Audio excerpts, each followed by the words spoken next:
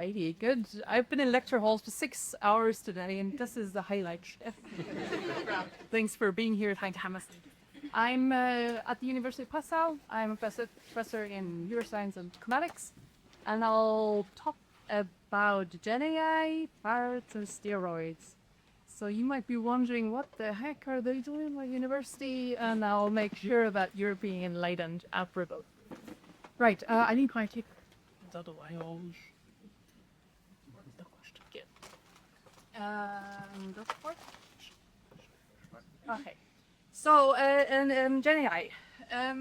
I guess you all know what that is. I'm sure you used it before. Maybe you were writing emails, writing seminar papers for university if you're there. Or maybe imagine how aliens would make first contact with humanity. I brought one example here. Explain the fundamental theory of arithmetic in the style of E. And the response of the model is the following. Well, let me explain, folks. The fundamental theory of arithmetic is a really great theory. It's tremendous, and it's all about prime numbers. Believe me, I know a lot about prime numbers. They're very important, very powerful, very beautiful numbers. And who said that? Who's impersonated? I guess. So this is kind of fun, right? Because we see that, and we see the news, we see whatever TikTok feed, and you go, I know this person. So this is underlying all of this, basically, right? In one slide, large language models, we have input, we have some string of tokens, sentence beginning, not all heroes wear, and then we have the model doing stuff, linear algebra, and what comes out is a probability distributions of what word comes next. In this case, capes. Not all heroes wear capes is the most likely token that it'll produce. Okay, so this is in one slide what's happening in large language model magic. But how does this connect to parrots and steroids? What the heck? Well, there's a classic paper. It's only 2021 that it was published, but it was on stochastic parrots by one of the big names in the field, Emily Bender. And she talks about the risks of using large language models and the risk for society, for environment, and for us as humans individually. And that's where the parrots come in, right? The parrots is just a repetition of patterns that you've seen before, exactly as we've seen in the training data. You read in lots and lots of data, you produce probabilities, what word comes next, and then you repeat, right? We'll see today these models are parrots, but in fact they're parrots on steroids, what we're seeing, and that's the research that I'm doing. This is not only me, this is a group of people, PhD students, postdocs, colleagues, yeah, not only me. One paper that I want to talk about very, very briefly, we published in 2023 in Nature Scientific Reports, which is one of the biggest journals in the world on science, a large-scale comparison of human-written versus ChatGPT-generated essays. This was right about the time when the public started to hear of large language models. Educators were starting to think, what do we do? How do we make students, how do we educate students, not only in schools, but also at the university? We got quoted around the world. We were in Forbes, we were in National Geographic, we were in Süddeutsche Zeitung. That site everywhere is one of the few moments in your career where you were at the perfect time where the research that you're doing. Very briefly, the paper answers two questions. How did GPT 3.5 and 4, so back then the state-of-the-art models, how did they perform on the path of persuasive student essay writing? So should I have pasta for lunch, or I don't know, something else. The second research questions, how do AI generated essays compare to human written ones? Two simple questions. We ran a study, so we took 90 essays from a data set that has been around for a while in the community on, for instance, the topic, should students be taught to compete or to cooperate? So two sides, you're expected to expand on both and then come to a conclusion. The simple prompt, so the simple instruction to those two models was, write me an essay with about 200 words on the topic. So something that a student at school would do very straightforwardly, nothing really fast.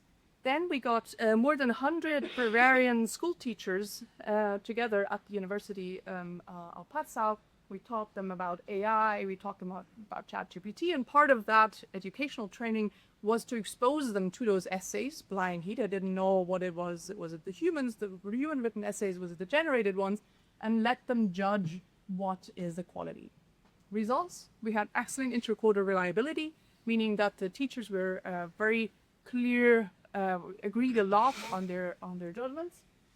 The ranking in terms of quality was clear. GPT-4, so back then the latest model, was clearly outperforming the earlier version, and the later version, the G.5, was significantly outperforming humans. So this is the superhuman quality, and we were quoted and asked, so is the superhuman not, or but are the barbarian students really that bad? No, they're not. It's just that these models are so good, basically they're superhuman. And that's where you see the Parrots on steroids, right? We're getting towards that. And what is interesting, you see differences between the models. So GPT-4 was better across several dimensions here. So we have the Parrot and we have the Para-steroids here. If you use ChatGPT in education, there's one side of the students saying, well, write me an essay about Wolfgang Goethe. But of course, there's also the other side. The teacher at the end of a long teaching day with a glass of white wine, shit, let's get this automated. So that's the other part of the picture, right? And we did a little study there. We took the same data, exactly the same dimensions. The model was tasked to do the grading of those essays. The models were more generous. So the grades were higher, but still the difference remained between GPT-4, 3.5, and 4. Okay, but the models were generated more generous. So it doesn't really work, right? I mean, you could, yeah, no. The last paper that I want to quote is the most recent one. And here we're going towards an area that is ethically questionable. And we're actually very aware that it is questionable because we're starting to see targeted misinformation that is generated. And in this paper, we impersonate politicians. So the BBC One is broadcasting Question Time once a week. And Question Time serves in the UK as one of the main ways that the public engages with public figures. So they have an audience, and the audience is asking questions to a panel of 5 politicians, societal figures on the current topic of that week. It's one of the most viewed political debates in the UK, and we have our own data set in the past. So what we thought was, well, why do we get people to actually act on stage? We could just put a large language model for each of those panelists, right? Imagine the audience asks those questions to the models instead of the politician having to turning up in the London studio. We have hundreds of questions and responses, and two research questions. To what extent are humans able to distinguish between human and generated content? So are humans actually capable of distinguishing? And do humans judge the authenticity, relevance, and coherence of generated debate content different from actual debate content? And the results are interesting. So generated responses are judged significantly more authentic, relevant, and coherent. And this is based on a cross-section, a representative study of UK citizens. This was the most expensive study I've ever run, and I'm glad that the university paid for it. But this was needed, right? We need to make sure balance, age, educational backgrounds, ethical backgrounds, everything needs to be covered. And that's a problem, right? So the users are presented blindly the content and they can't distinguish. And actually the generated data is treated as more authentic, relevant, and coherent. And that holds even if you present them with the original and the generated response side by side. Even then, they're unable to identify which is which. And even worse, they can't distinguish even if the content is different, right? So the content of the response is different, and they still think that the generated one is more authentic, relevant, and coherent. And that's dangerous. Okay, that's dangerous because that paves the way for targeted misinformation. You can prompt the model, very basic prompting here, nothing very fancy, but this was easy. Right? We proved that this is really a problem for society. So to have the Parrot there, and the Parrot on steroids, because we have more than 100 speakers, and we can make the model impersonate individual people and in a persuasive way. Okay. GenAI, we have the parrots, right? They repeat information, but those models are extremely powerful for some tasks. For other tasks, they're shit.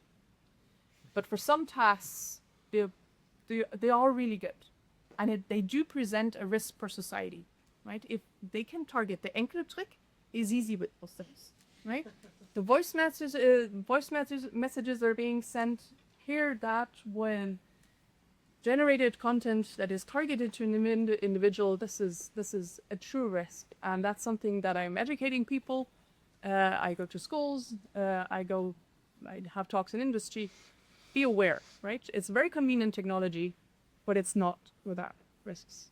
With that, I want to close. Thank you.